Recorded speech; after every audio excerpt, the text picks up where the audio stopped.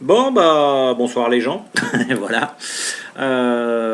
Comme j'avais dit sur le forum, je vous ferai une petite vidéo vite fait, sympatoche, quand j'aurai fini ma rénovation, mon beau projet de camping-car vintage. Bon, c'est pas tout à fait fini, hein. Il y a encore des petites bricoles à faire, mais comme j'avais un petit peu de temps libre en rentrant du boulot ce soir, j'ai dit bon, je vais vous faire ça. J'ai monté la vidéo après, vous verrez, elle sera un petit peu de meilleure qualité qu'avec la webcam de l'ordinateur. J'ai oublié deux trois petites choses que je vous ai pas montré, mais bon, je pense pas que ça passionne les gens du forum. Dans ce que j'ai oublié, il y a le réservoir d'eau grise, d'eau usée que j'ai rajouté à l'arrière du véhicule. Donc j'ai pris 80 litres d'eau claire et puis 100 litres d'eau usée pour avoir un petit peu de marge. Et puis pareil, je vous ai pas montré les robinets de vidange et tout le tout team. Maintenant, je pense pas que ce soit ce qui vous passionne le plus. Si ça vous intéresse, n'hésitez pas à m'envoyer un message et puis je vous remettrai une paire de photos et puis comment je me suis débrouillé pour arriver à loger tout ça là-dessous. Je vais pas vous dire la grappe plus longtemps. Je vais vous laisser avec les images que je viens de faire, en espérant que la qualité de son vous convienne. Il y avait un petit peu de vent. Et puis je vous dis à bientôt. Voilà, voilà. Allez, bonne fin de journée. À plus. Bon, nous y revoilà. Donc là déjà, on va commencer puisque je suis à la place du voisin du mort, hein, voiture qui passe. Le remplacement du compteur, donc du vésicule, puisque là pour résumer un petit peu tout ce qui a été fait sur le camion, donc remplacement du moteur, remplacement de la boîte de vitesse pour un passage en boîte 5. Et puis donc adapter le compteur pour avoir une lecture de la vitesse qui soit le plus proche possible de la réalité. Donc vous voyez, là je suis reparti avec un beau camion neuf qui a exactement 19 km au compteur. Pour 40 ans, ça fait une bonne moyenne par an. Le précédent propriétaire n'a pas dû partir en vacances trop loin. Donc voilà, ça a été remplacé par un compteur de Ford Sierra, puisque la Scorpio que j'avais acheté au départ, je me suis fait chier à tout démonter pour virer le capteur électrique de vitesse, et puis finalement je l'aurais pas viré, j'aurais pu réadapter le compteur de la Sierra directement sur le Transit. Mais là il a fallu repasser donc sur le compteur de Sierra. Je dis une connerie, c'était pas Sierra, c'était Scorpio, la donneuse d'organes. Donc ça, c'est ce qui a été fait au niveau de l'habitacle. Et puis voilà. Maintenant, au niveau mécanique, hop, on va ouvrir un petit coup le Titi, histoire de vous montrer un petit peu. C'est qu'il est. Hop, j'ai pas possible. On cale avec la tête. Voilà. Donc la petite vue d'ensemble. Donc le Pinto 2 litres injection. Donc au niveau des modifs, pas grand chose en fait. J'ai sorti le 1,6 litre, j'ai récupéré les supports. N'étant pas sûr de mon coup et comme donc on est en injection avec un calculateur, et j'ai tout monté au banc, enfin sur un banc fabrication maison, de façon à pouvoir tester tout ça avant de déshabiller le Transit. Donc le moteur tournait dans l'atelier, donc adapter la boîte de vitesse et puis remettre tout ça dans le camion. Ça n'a pas été très très long, je vais dire sur une journée de boulot, sortir le moteur, remettre l'autre, c'était jouable, en sachant donc qu'il y avait donc les supports à récupérer, le collecteur d'échappement, et puis après c'était tout en termes de mécanique, en termes de fixation. Le calculateur, je l'ai logé ici près de la batterie. Alors je sais, au niveau du câblage c'est un peu fil volant, c'est un peu la barbare. Maintenant à savoir, c'est que quand j'ai acheté le camion, il était déjà équipé GPL. Alors je sais pas si c'est un équipement GPL d'origine, il est GPL sur la carte grise, mais par contre le câblage ressemblait à ça. Grosso modo, donc au niveau des modifs qu'il a fallu faire pour faire fonctionner le 2 litres injection, je voulais tourner en injection et je voulais également conserver le GPL. Donc sur l'injection, il a fallu donc rajouter une petite pompinette. La petite pompinette, je l'ai logée, hop, le réservoir est ici. La pompinette, je l'ai logée ici, fixée, toc, et j'ai aménagé, tuyau départ, tuyau retour. Et là, pour l'instant, j'ai pas eu l'occasion de refaire un plein de carburant puisque j'ai pas suffisamment roulé, mais par contre, il faudra probablement que je prépare une mise à l'air pour pas me faire rincer quand je referai le plein d'essence. Maintenant, en toute honnêteté, l'essence, c'est pas une finalité en soi, c'était vraiment la solution de repli au cas où je tomberais en panne de gaz, puisque moi personnellement je préfère rouler la nuit.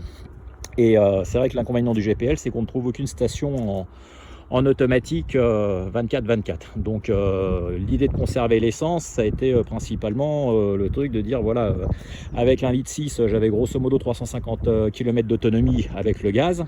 Si par hasard j'étais un peu court ou si je me retrouvais pris au dépourvu, bon j'ai encore grosso modo 300 km d'autonomie sur l'essence. Donc installer cette petite pompinette pour alimenter l'injection, donc la pompinette merci eBay, pas très cher. J'ai raccordé ça sur le même dispositif que de coupure d'électrovanne que ce qui était prévu d'origine sur le 1600. Et puis donc j'ai réalimenté directement ma rampe d'injection donc par l'alimentation d'origine qui était située ici. Et puis le retour qu'il a fallu ramener au réservoir, retour qui de mémoire n'existait pas sur le 1,6 litre. Donc là, la bonne nouvelle, premier coup de clé, tout a démarré, pas de souci. Là où j'ai galéré un peu plus, ça a été sur le GPL, parce que je ne sais pas pourquoi au départ ça démarrait et après ça ne démarrait plus. Donc après maintes recherches, en fait, il fallait simplement arriver à comprendre comment fonctionnait le GPL. Et ce qui me posait problème, c'était le petit boîtier qui est ici, donc qui lui en fait pilote l'électrovanne qui ouvre le gaz sur le moteur. Et donc ce petit boîtier, c'est un relais et il a simplement pour fonction d'ouvrir le gaz quand la bobine d'allumage est alimentée. Donc quand j'ai fait la bascule, j'ai pas fait attention puisque au niveau de la bobine, j'ai gardé celle du 1600 d'origine et donc ce boîtier n'était plus raccordé. Donc, pourquoi est-ce que ça a fonctionné au départ? Je ne sais pas. Une chose est sûre, c'est qu'une fois que j'ai eu localisé la panne et que nous avons raccordé ce relais, cela fonctionnait à nouveau.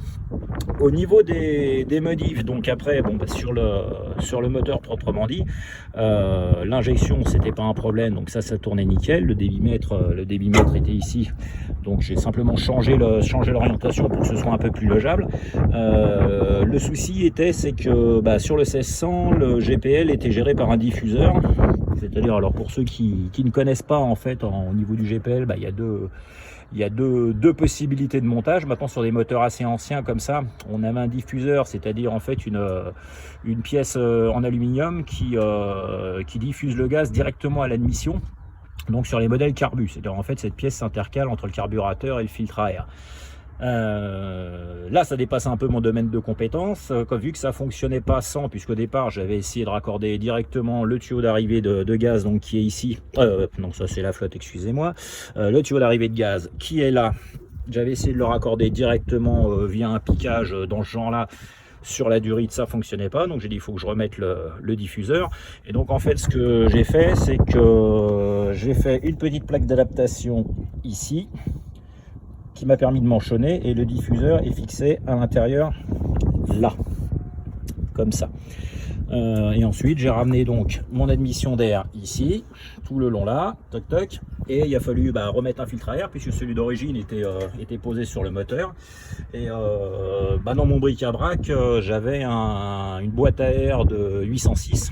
Donc en fait j'ai refixé cette boîte à air ici, une petite durite souple qui me reste des belles années tuning, et puis j'ai fait ma prise d'air, je ne sais pas si vous allez voir, ici en bas là, et donc elle aspire ici, juste derrière la calandre, à côté du radiateur. Donc Donc ça a été les modifs au niveau moteur, au niveau carburation. Après, il a fallu refaire une nouvelle prise d'air pour accorder le master vac sur le collecteur d'admission. Et puis un autre piquage ici, puisque en fait le gaz est également géré en fonction de l'état de dépression du collecteur d'admission. Donc il a fallu repercer et puis remettre ce petit machin là. Donc là, ici, c'était bon. Là-dessus, l'Indien de mon cœur, Indian Boy, m'a dit: ah, tu devrais garder le radiateur de la Scorpio, il est plus grand, comme le moteur est plus gros, bah, ça chauffera moins. Sauf que bah, je commençais à manquer cruellement de place. Donc ce que j'ai fait, c'est que j'ai dégagé ici le visco-coupleur, ce qui me permet d'avoir vraiment de la place entre le moteur et le radiateur d'origine. Et j'ai remonté le petit SPAL qui est là. Donc les SPAL, pour ceux qui ne connaissent pas, ce sont des ventilateurs extra plats destinés à la compétition.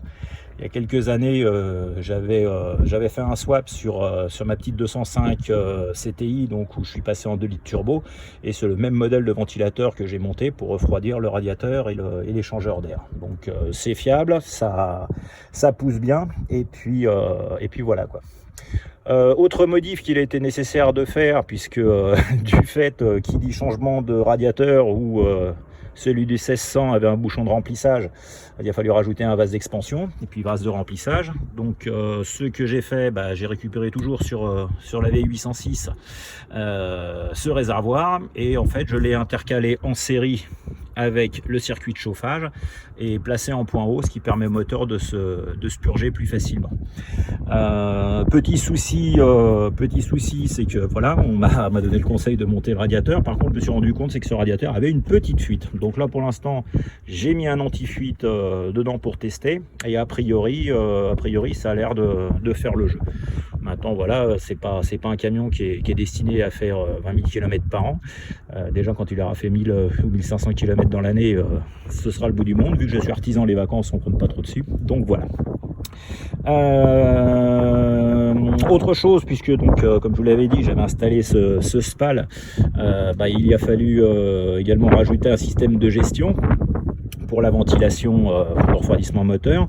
Donc en fait sur la Ford, il y avait un capteur, comment c'est qu'il est, hop, ma main est là, il y avait un capteur ici, donc pour gérer cette fonction. Donc j'ai simplement rajouté, mais là je ne sais pas si on va le voir avec la calandre, il est fixé ici en bas. Voilà. Ouais, ça va être un peu compliqué là. J'ai rajouté un petit relais pour gérer tout ça. Et puis le précédent propriétaire du camion avait rajouté également un ventilateur électrique sur le radiateur d'origine, probablement pour aider à refroidir dans les côtes, puisque c'est un peu le souci de ces vieux coucous, avec un interrupteur au tableau de bord. Donc en fait, bah, j'ai quand même conservé cet interrupteur pour dire voilà, au cas où il y a possibilité de mettre le ventilateur en marche forcée. Au niveau du compartiment moteur, je pense pas avoir oublié quelque chose. Non, j'ai dû faire à peu près le tour. Je vous laisse quand même jeter un petit coup d'œil sur le magnifique réservoir de lave-glace full stock d'origine, de l'ancien proprio. Alors on doit avoir tout de suite une capacité qui doit faire 1,5 litre. Ça c'est les petites choses comme j'avais publié sur le forum qui reste encore à modifier, parce que là bon, c'est un peu chaud patate pour rincer le pare-brise quand vous suivez un gros camion tout dégueulasse. Ensuite donc on va continuer, alors on va aller se promener un petit peu sur le dessous du vésicule. Hop, excusez-moi, parce que comme en plus j'ai un gros défaut, c'est que je suis un vieux vapoteur. Hop là. Alors au niveau du véhicule, voilà, en dessous, donc la fameuse boîte de vitesse logée pile poil en dessous. Alors là j'ai un peu galéré parce que il me fallait une traverse de MK3 diesel qui a priori permettait le montage, et j'ai jamais réussi à trouver cette traverse. Alors je désespère pas, puisque Gray m'a dit qu'il en avait une et qu'à l'occasion il me l'enverrait. Souci étant qu'avec le confinement, a priori il est un peu comme moi, un peu bloqué. Donc ce que j'ai fait, c'est que je suis reparti sur la base d'une traverse d'origine, puisque J'ai été à la casse, ils m'en ont vendu en me disant si c'est une diesel, et puis arrivé chez moi, bah en fait c'est exactement la même. Donc je vais les retravailler, je l'ai réusiné, vous voyez, en fait j'ai descendu le support en dessous, j'ai renforcé, voilà, et j'ai descendu, ce qui m'a permis de récupérer les quelques centimètres qui me manquaient. Donc afin de pouvoir loger la boîte convenablement. La seule chose, voilà, où je suis un petit peu sceptique, c'est qu'il a fallu également raccourcir, enfin retravailler l'arbre de transmission. Donc alors là ici ça va pas, vous n'allez pas voir grand chose, mais en gros il est manchonné avec un tube en acier.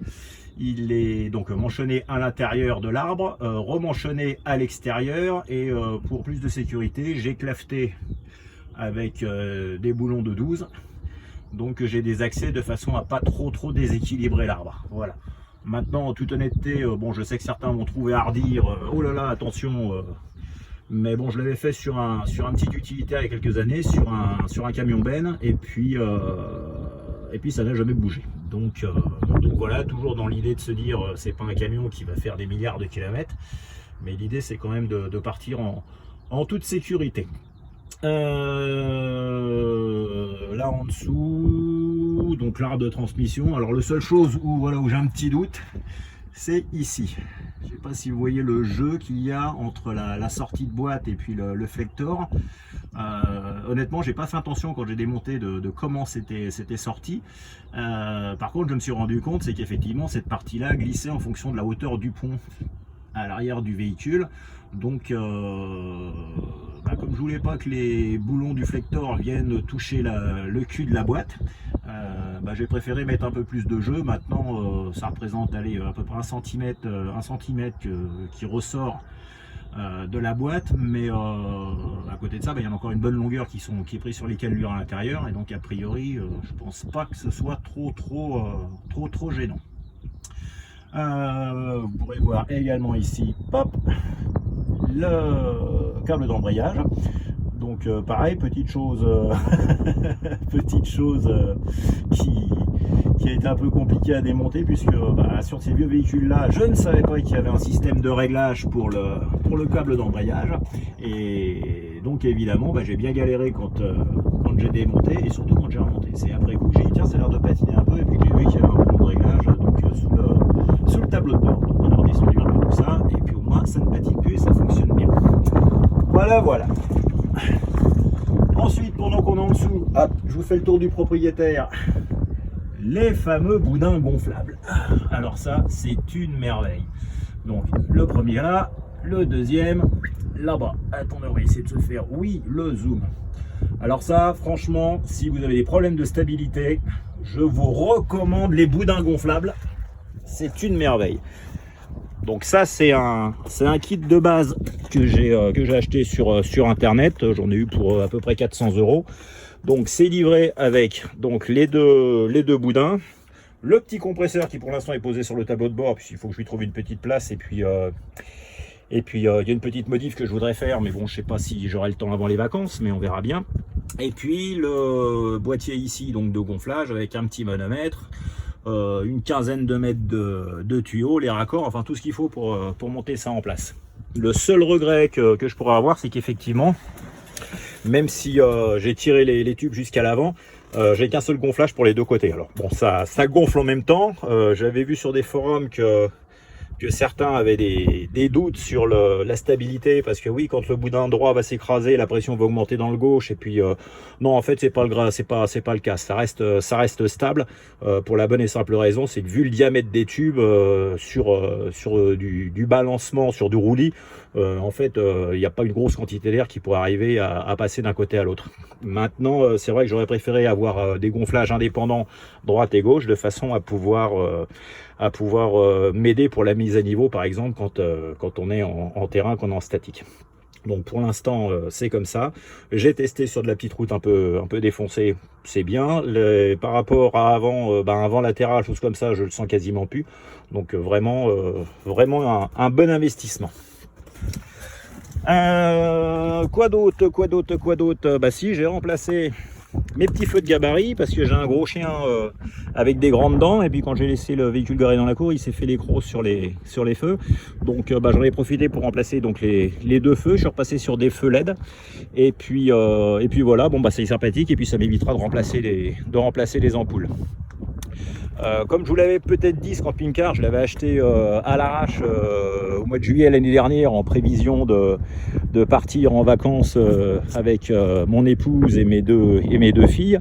Et comme il n'était pas tout neuf, et puis que j'avais pas vraiment de recul sur le véhicule, on est parti une semaine avec mon épouse pour faire le rodage entre guillemets, ce qui nous a permis aussi de pouvoir voir tout ce qui pouvait nous faire défaut sur une semaine de vadrouille. Donc en rentrant, j'ai fabriqué ce petit caisson. Donc voilà, parce que pas beaucoup de place dans le véhicule, une fois que vous avez chargé les bagages, etc. Et puis la grosse constatation, le gros problème, enfin les deux gros problèmes on va dire, ont été d'une part l'énergie, parce que vous allez dans un camping, vous vous connectez sur une borne et puis c'est très bien. Maintenant moi c'est pas trop mon trip. Moi mon petit plaisir c'est un petit peu le camping sauvage, excusez-moi, donc voilà. Et donc le problème c'était l'énergie, et puis c'était le frigo. Donc voilà, c'est un véhicule que j'ai pas payé cher, enfin à mon sens je l'ai pas payé cher, je vous dirai ça à la fin, mais quand j'ai commencé à regarder ce que coûtait un frigo Trimix, j'ai dit je vais en avoir pour plus cher que le véhicule. Donc quand on est parti avec une glacière 12 volts, un peu le produit qu'ont les chauffeurs routiers actuellement dans leur camion, et ça connaît rapidement ses limites, surtout quand vous partez en Ardèche où il fait très très chaud l'été, et où la glacière vous permet simplement d'abaisser je dirais la température intérieure de 5 à 7 degrés quoi. Donc quand il fait 30 dehors, ça vous fait un 23 dans la glacière, donc ça part un peu plus frais, mais c'est pas vraiment la bonne température pour conserver une meute de beurre. Donc en fait j'ai eu la chance quand on est parti avec mon épouse de tomber sur un magasin d'accessoires auto qui avait une petite glacière comme ça, dométique, donc qui est Trimix, et puis que j'ai emmené parce qu'elle était en promo, et puis ça faisait 2 ans qu'il l'avait et qu'il n'arrivait pas à la vendre. Je l'ai emmené pour moins de 200 €. Donc j'ai dit waouh super, par contre pas logeable dans le véhicule, aucun emplacement qui permette de mettre ça. Donc j'ai fabriqué ce petit caisson. D'une part pour loger la glacière, et puis d'autre part pour loger le mobilier de jardin, parce que quand vous mettez tout ça dans le camping-car, quand vous faites de l'itinérance, ça veut dire que tous les soirs quand vous voulez aller vous coucher, il faut vider tout le véhicule pour arriver à accéder aux couchettes, etc. Donc voilà, j'ai fait ce petit caisson, et puis hop, je vais refermer si vous me laissez 2 secondes et demie. Voilà. J'ai été DJ dans le temps, donc vous voyez, on recycle même les fermetures. Donc on a fait ça, et puis ce qui nous a permis aussi de constater que quand on est en camping-car, si vous vous posez dans un camping et puis que vous allez vous promener, et c'est un peu le bordel, parce qu'à chaque fois il faut tout remballer. Donc l'idée c'était comme je suis motard et mon épouse également, c'était de dire tiens, si on pouvait mettre un petit porte-moto derrière pour emmener ne serait-ce qu'une machine, pour dire voilà on se pose et puis après on va traîner. Donc je me suis rendu compte qu'une fois que le caisson était monté sur le CC, le gros souci c'est que on n'avait plus accès à l'attelage, puisque l'attelage d'origine normalement il est là. Donc on a sorti le poste à souder, on a fouillé dans le stock de ferraille qui nous restait, et puis j'ai fait donc cette petite modification. C'est que là c'est un carré qui fait 60 ou 70, que j'ai ressoudé ici sur la platine, que j'ai ressoudé ici sur un renfort, et sur lequel j'ai ressoudé cette grosse platine là qui fait à peu près 15 mm d'épaisseur, et remis la boule. La seule chose que j'ai pas délocalisé pour l'instant, c'est la prise d'éclairage, puisque elle est accessible sous le caisson, et j'avais pas trop envie de me prendre la couche. Donc voilà. Qu'est-ce qu'on a fait ici? Là-dedans on a fait une petite modif, puisque ici je suis repassé sur une bouteille 1 cube plutôt qu'une bouteille de 13 kg. J'ai dit voilà, ça va être moins lourd, et puis vu que j'arrête pas d'en rajouter, j'ai dit si on peut gagner un peu de poids, c'est pas plus mal. Et puis dans l'absolu, bouteille de 13 kg, je veux dire, pour des gens qui vivent à l'année, oui pourquoi pas. Là avec un cube comme ça, on a tourné les 3 semaines de vacances l'année dernière, et il en reste encore dedans, et à mon avis je le remplacerai pas encore cette année. Là ici, pas fait de modif pour le moment. Je vous aurais bien emmené sur le toit, mais avec la vidéo ça va être peut-être un peu compliqué. On va essayer pour voir. Hop là.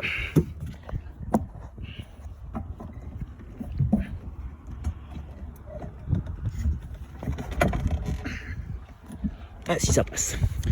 Alors, nous voici sur le toit. Donc sur le toit, j'ai rajouté un petit panneau solaire. J'ai placé un tubiro pour ramener tout ça et la petite boîte ici qui est collée mastic, silica, machin, tout ça, et qui m'a permis de rentrer dans l'habitacle. L'idée du panneau solaire, c'était surtout que il y avait un système qui était fait qui permettait de tourner avec la batterie du véhicule. Et c'est vrai que quand on est parti la première fois, même avec un petit convertisseur et la batterie du véhicule, c'était chaud patate pour arriver à se faire un café le matin. Donc j'ai dit il faudrait rajouter des batteries, ça c'est une certitude pour augmenter la capacité. Par contre, après les batteries il faut les charger. Donc c'est vrai que quand vous roulez tous les jours, c'est pas trop le souci. Par contre c'est vrai que quand vous restez un petit peu en statique, ou alors que le véhicule est remisé pour l'hiver, pouvoir maintenir la batterie en charge avec du solaire par exemple, c'est une très bonne idée. Hop. Ah oui, pendant qu'on y est, puisqu'on était dans le solaire, j'ai rajouté cette petite chose. Alors là, c'est bien, c'est la vidéo, on a l'impression que ça tourne en ralenti, mais ça mouline. Et puis pareil, j'avais un petit panneau solaire qui me restait, donc j'ai foutu ça sur le caisson, ce qui me permet en fait de le ventiler quand la glacière Trimix fonctionne, parce que même avec une petite gaine pour évacuer les gaz de combustion, il fait quand même relativement chaud. Et puis c'est un peu le souci, c'est que plus il fait chaud autour de la glacière, plus elle a du mal à descendre en température. Ça c'est du froid, donc voilà. Bon, à l'intérieur du véhicule, qui était dans son jus, grosso modo comme ça, quand je l'ai acheté. Ah, mon coussin est retourné. Alors, bon là il y a un petit peu de poussière, c'est forcément, j'ai pas eu le temps de faire le gros nettoyage suite aux travaux. Donc on va procéder, je vais vous faire la visite du propriétaire en passant directement par l'entrée. Donc ici on a le contrôleur de charge. Alors ça, honnêtement, je ne sais pas comment ça va vieillir. Maintenant, le kit complet, j'ai dû en avoir pour une centaine d'euros sur eBay. Maintenant, ça fonctionne. Ça me maintient les batteries en charge. Vous voyez, ça permet, je dirais, que le véhicule soit prêt à partir quoi qu'il arrive. Donc ça, l'entrée. Sur l'aménagement intérieur, je n'ai absolument rien fait. En toute honnêteté, quand je l'ai acheté, la seule chose que j'ai contrôlée, c'est qu'il n'y ait pas d'infiltration d'eau. Il avait l'air d'être sain, et quand je l'ai passé au contrôle technique, le contrôleur a été agréablement surpris de me dire, voilà, pour un véhicule qui a 40 ans, bon, il est un petit peu coloré, comme il dit, mais il est vraiment pas pourri. Donc, forcément, un camping-car des années 80, le gros inconvénient, c'est que les normes n'étaient pas du tout les mêmes. Je vais refermer la porte simplement, hop là, à cause du vent. Donc les normes n'étaient pas les mêmes, et quand je dis les normes n'étaient pas les mêmes, c'est-à-dire que vous preniez par exemple, bon ça c'est de l'origine, excusez-moi ça doit être un peu crado parce que ça n'a pas été nettoyé depuis la dernière fois, vous voyez on a la table de cuisson, on a un évier, mais tout ça, quand j'ai acheté, il y avait un petit bidon de 20 litres qui était logé en dessous. Il n'y avait pas de pompe, parce que je suppose que le précédent propriétaire a dû la récupérer, ou alors c'est celle qui sert pour le lave-glace. Mais il n'y avait pas de pompe, et surtout tous les écoulements, ça se faisait directement sous le véhicule. Donc ça j'ai dit, déjà en sauvage, c'est pas terrible, et puis en plus dans un camping, c'est même pas la peine d'y penser. Donc ce que j'ai fait également, alors hop là, j'ai rajouté ici une réserve d'eau, qui fait, je sais plus, ça doit être 80 litres je crois. De mémoire, ça doit être 80 litres. Comme j'aime bien me prendre la courge, j'ai raccordé cette réserve d'eau sur le remplissage d'origine, hop là, du véhicule. Donc comme ça me permet de pouvoir le remplir de l'extérieur. Et puis j'ai repris, puisque j'ai une entreprise qui fait de la plomberie, du sanitaire, du chauffage et de la géothermie. J'ai refait mon réseau de plomberie, si j'ose dire, donc en tuyau Tricoflex comme ça, donc collier. La petite pompe 12 volts, alors celle-là est pas mal foutue puisqu'il y a un pressostat dessus.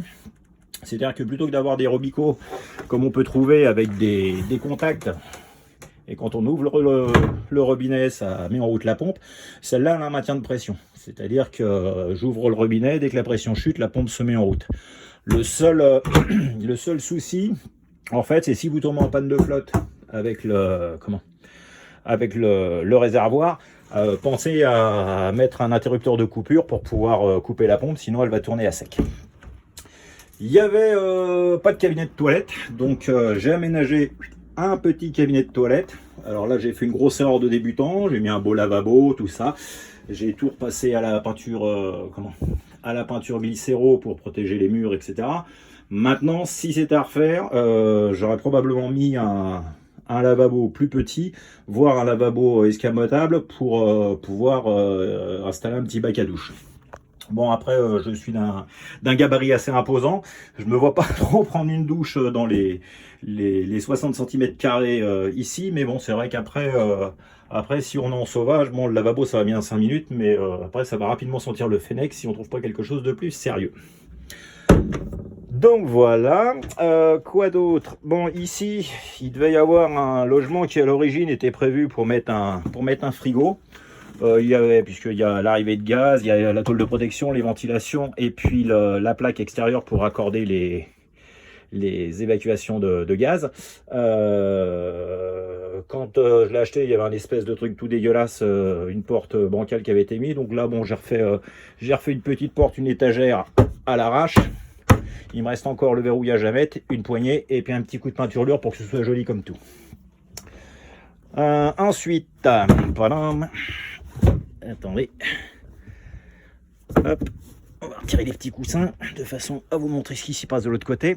Alors donc d'origine c'est un 4 places, hein. Donc je sais pas si vous connaissez ces modèles là, mais en fait les banquettes normalement d'origine sont articulées et vous permettent en fait de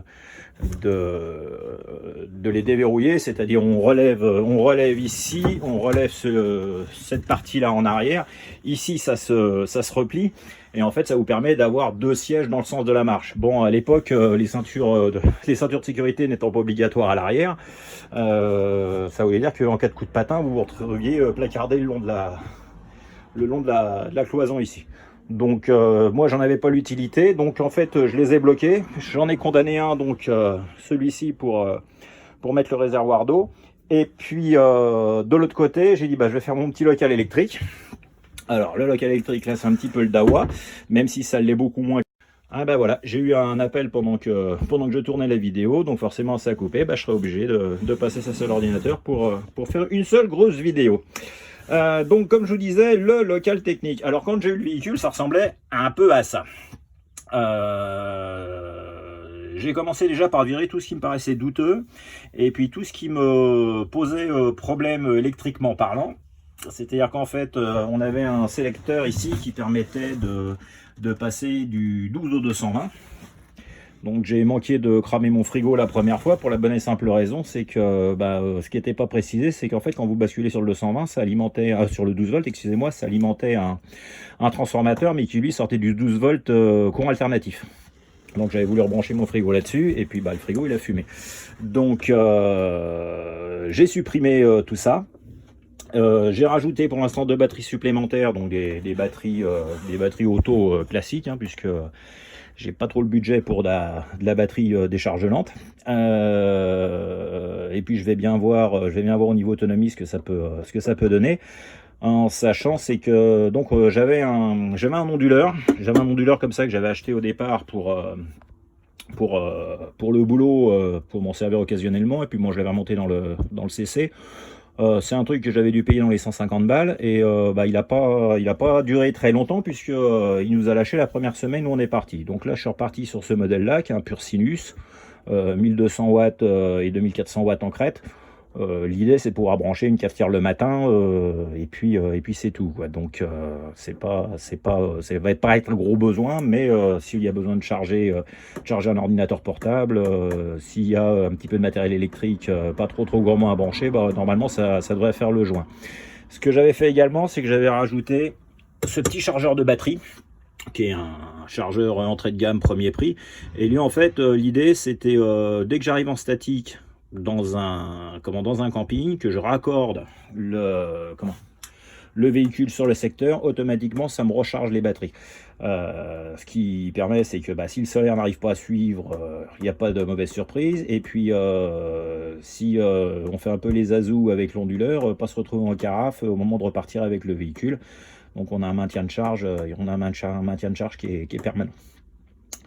Donc voilà. Donc là pour l'instant j'ai refait tous les câblages, les bornes, etc. Là c'est encore un peu le dawa dans ce coin là, mais bon j'ai pas fini de tout remettre en ordre. Pareil, il y avait des câbles, puisque bon les legs avaient été refaites un peu à la barbare, puisque vous voyez il y a des petites choses comme ça qui arrivent. Il y a une multiprise ici qui a été fixée. Ça arrivait là avec une goulotte qui était à moitié explosée. Et puis comme il fallait que je redescende les câbles du solaire, je les ai passés à l'intérieur du placard ici. Donc il faut encore que je remette tout ça en forme. J'ai fait courir ici, et puis là je vais remettre une belle moulure tout le long de façon à cacher la misère, et puis que ce soit vraiment tip top. Et puis là je pense qu'on a fait quasiment le tour. Il me reste juste à vous présenter donc ma dernière réalisation. Honnêtement je l'ai fait ce truc là c'est vraiment pour le fun, parce que quand on est parti on n'en a pas eu spécialement besoin, mais j'avais un kiff alors vous allez comprendre. Comme je vous ai dit, je suis dans le chauffage, la géothermie, le froid, plomberie, donc je touche à pas mal de choses. Et puis l'année dernière, avant de partir en vacances avec mon vieux Ford Transit qui avait 40 ans, j'ai un monsieur qui m'appelle et qui avait un problème de climatisation sur son camping-car, qui était un Ford Transit mais un modèle 2017. Donc bon, j'ai pu voir le contraste, et j'ai vu son système de climatisation. Donc effectivement il a une clim automobile pour le véhicule, mais par contre il y a un climatiseur installé sur le toit du véhicule, et j'avais trouvé ça marrant, et j'ai dit tiens, et s'il serait pas intéressant de bricoler un truc comme ça pour mettre dans le nôtre. Alors maintenant j'ai regardé un petit peu ce que ça pouvait valoir, ça valait une fortune, et puis comme j'avais encore un petit peu de temps libre, j'ai dit bon on va essayer de faire un truc. Donc en fait dans mon bric-à-brac j'avais un vieux climatiseur monobloc, vous savez les trucs de bureau. Donc je l'ai démonté, je l'ai séparé en deux, et puis je l'ai réinstallé dans le camping-car. Donc ça en fait c'est la partie haute du climatiseur. Donc j'ai gardé l'échangeur et puis la ventilation. Là pour l'instant bon c'est pas tout à fait sec, je l'ai installé ici. J'ai refait mes liaisons frigo et j'ai tout monté dans un petit caisson comme ça en contreplaqué, alors que j'ai passé à travers le plancher, pour la bonne et simple raison, c'est que si j'avais fixé en dessous comme j'avais prévu au départ, en fait honnêtement j'aurais trouvé qu'il était trop bas et ça risquait de raccrocher. Donc j'ai préféré le rehausser comme ça. Et puis donc j'ai raccordé mes liaisons frigo, j'ai tiré tout ça au vide, j'ai fait un essai et ça fonctionnait pas mal. Donc l'intérieur ici, et puis hop là, on va aller voir dehors, et puis donc on va refaire un petit tour sous le vésicule, excusez-moi, et puis en dessous l'autre morceau. Donc en fait contreplaqué de 22, on va passer tout ça au Black Sun après. Ici on a les écoulements pour les pour les condensats, puisque comme ça fait du froid, et ça condense. Et puis comme il fallait que je remette un système d'extraction, donc pour évacuer, puisque donc, quand vous faites de la clim, vous avez le groupe extérieur qui fait du froid, donc forcément à l'extérieur cette chaleur qui a été absorbée dans le véhicule, il faut la rejeter. Donc il fallait que je trouve un système de ventilation qui soit pas bruyant et puis extrêmement compact. Et puis j'avais une vieille chaudière à condensation, j'ai récupéré l'extracteur d'air, j'ai adapté ça là-dessus, et puis Et puis étonnamment ça fonctionne. C'est-à-dire que là, bon, quand j'ai fait mes essais, il y avait 19 degrés. Il y avait 19 degrés dehors et puis j'arrive à descendre aux alentours de 10-12 degrés dans le véhicule. Donc l'idée c'est pas de laisser tourner ça H24 parce que sinon c'est une clim, hein, ça fait un petit peu de bruit quand même. Mais l'idée c'est de dire bah voilà, vous êtes en plein cagnard avant d'aller se coucher le soir, et ben on met le truc en route pendant une demi-heure et puis il fait nettement plus frais dans le véhicule. Donc voilà. Je pense avoir fait à peu près le tour de ce qui a été fait au niveau modif. Là pour l'instant mécaniquement ça roule. Pas de bruit suspect, rien qui fuit, rien qui chauffe, pas de grosse fumée à l'arrière. Peut-être la prochaine étape, ce sera de lui refaire une peinture, histoire de le rajeunir encore un petit peu. Alors vous voyez bien là avec les boudins comment il est remonté. On le voit au niveau des pneus, c'est pas compliqué. Boudin démonté, passage de roue il est à peu près ici.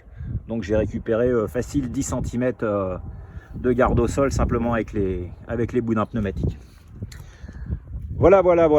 Bon bah je sais pas si vous avez des questions, s'il y a des points que vous voudriez qu'on voie ensemble, ou s'il y a des sujets sur lesquels vous voulez échanger, n'hésitez pas. De toute façon vous avez mes coordonnées sur le forum, et puis si je peux apporter mon aide comme vous avez pu m'apporter la vôtre, j'en serai très très heureux. Voilà messieurs, allez, bonne fin de journée. Bon, on pouvait pas se quitter comme ça, alors juste pour Indian Boy,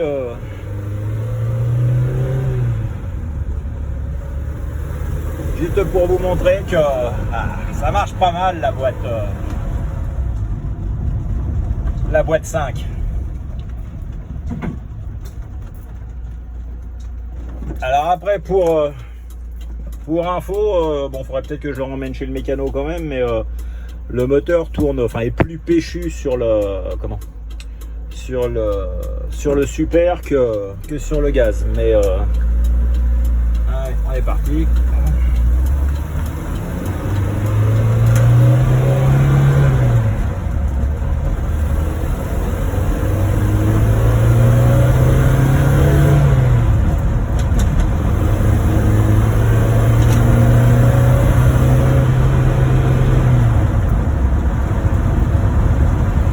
Et puis l'avantage c'est qu'on l'entend plus. On l'entend plus le moteur avec la 5e. Allez, bisous à tous.